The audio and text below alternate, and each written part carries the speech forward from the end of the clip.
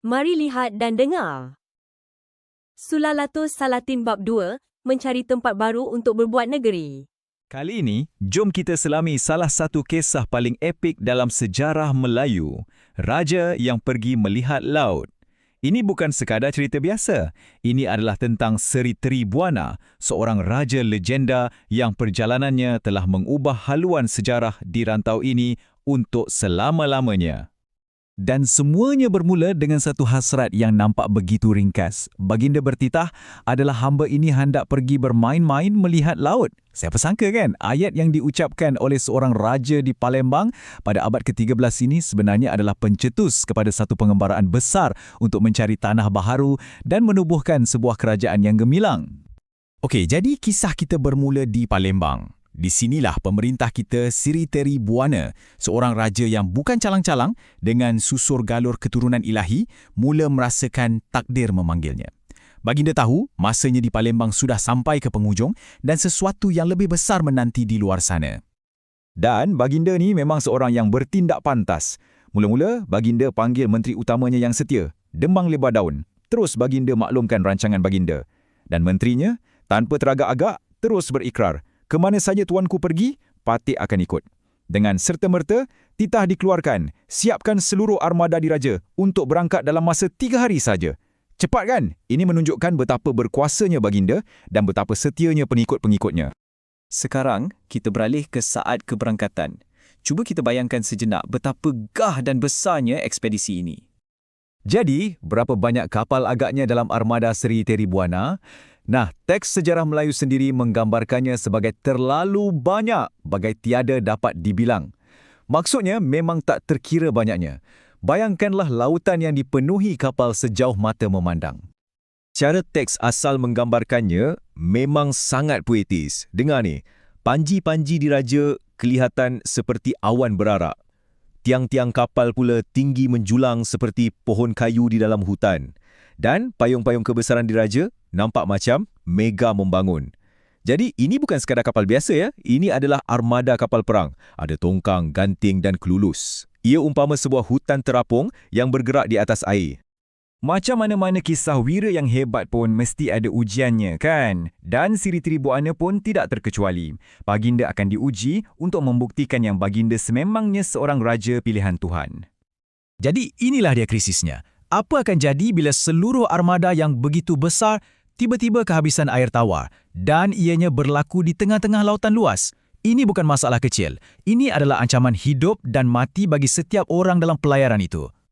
Dan di saat genting inilah kita menyaksikan kuasa ilahi Seri Tribuana. Apa yang baginda lakukan? Baginda menitahkan seutas rotan dilingkarkan di permukaan laut. Kemudian, baginda menyeru nama nenek moyang baginda yang agung, Raja Iskandar Zulkarnain dan Nabi Sulaiman. Selepas itu, dengan satu tindakan mudah, baginda mencelupkan kakinya ke dalam air yang dilingkari rotan itu. Dan, dengan serta-merta, air laut yang masin itu menjadi tawar, cukup untuk diminum oleh semua orang. Inilah dia, bukti yang tak dapat disangka lagi akan darjat baginda sebagai pemerintah pilihan. Peristiwa legenda ini bukan sekadar cerita tau. Ia meninggalkan kesan yang kekal pada geografi kita. Lokasi di mana keajaiban ini berlaku sehingga ke hari ini dikenali sebagai Selat Air Tawar, menghubungkan kisah purba ini dengan dunia kita sekarang. Okey, perjalanan diteruskan. Selepas menghadapi ujian di lautan, naratif kita beralih pula kepada satu pertemuan diplomatik yang sangat penting. Di sini, kita diperkenalkan kepada pertemuan dua kuasa besar. Di satu pihak, semestinya Seri Tribuana, raja pengembara berketurunan Iskandar Zulkarnain yang sedang dalam misi mencari kerajaan baharu. Dan di pihak satu lagi, Ratu Wan Sri Beni. Baginda adalah pemerintah Bintan, sebuah pusat perdagangan yang sangat maju dan juga pemegang alat kebesaran diraja. Jelas sekali, baginda bukanlah pemerintah biasa.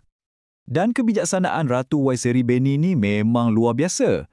Tengoklah mesej yang dihantarnya kepada Seri Tribuana. Lebih kurang bunyinya begini.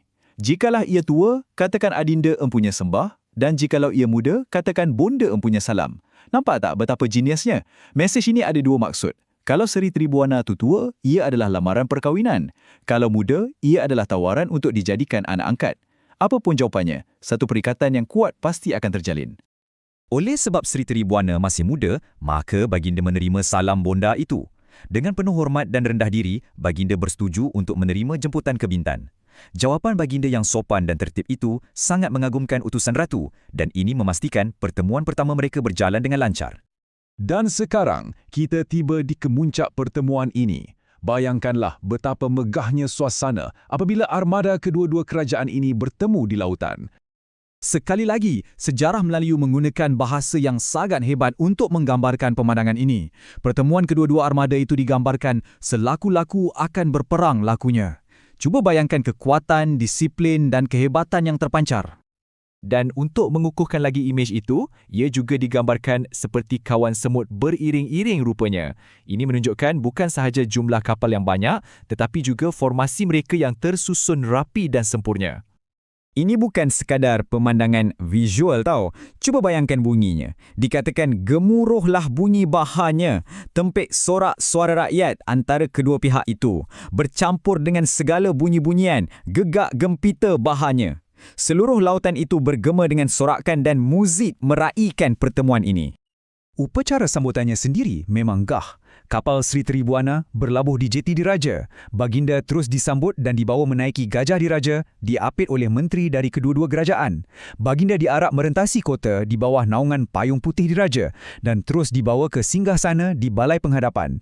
Inilah tanda penghormatan tertinggi yang secara rasminya memeterai perikatan antara mereka. Jadi, sekarang timbul persoalan.